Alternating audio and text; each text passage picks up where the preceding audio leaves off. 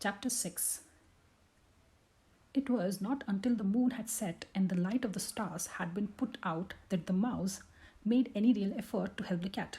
By this time, the hunter who had set the snare came to see if he had caught the cat, and the poor cat, seeing him in the distance, became so wild with terror that she nearly killed herself in the struggle to get away. Keep still, cried the mouse, and I will really save you. Then, with a few quick bites, with his sharp teeth, he cut through the string, and the next moment the cat was hidden amongst the barley, and the mouse was running off in the opposite direction. Determined to keep well out of sight of the creature he had kept in such misery for so many hours, he knew very well that all the cat's promises would be forgotten, and that she would eat him up if she could catch him. The owl too flew away, and the lizard went off to hunt flies in the sunlight. And there was not a sign of any of the four creatures on the banyan tree. When the hunter reached the snare, he was very much surprised and puzzled to find the string hanging loose in two pieces and no sign of anything caught in it, except two white hairs lying on the ground close to the trap. He had a good look around and then went home without catching anything. When the hunter was quite out of sight, the cat came forth from the barley and hurried back to her beloved home in the banyan tree.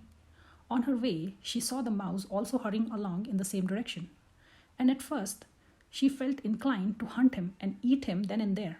On second thoughts, however, she decided to try and keep friends with him, because he might help her again if she got caught a second time.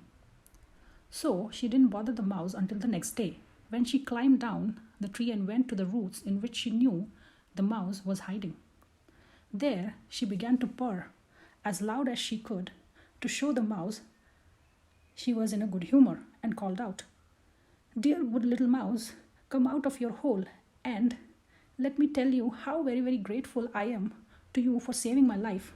There is nothing in the world I will not do for you if you will only be my friend."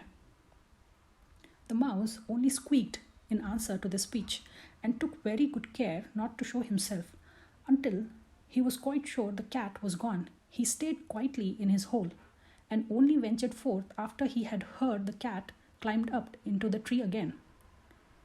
"It is all very well," thought the mouse, "to pretend to make friends with an enemy when that enemy is helpless, but I should indeed be a silly mouse to trust a cat when she is free to kill me."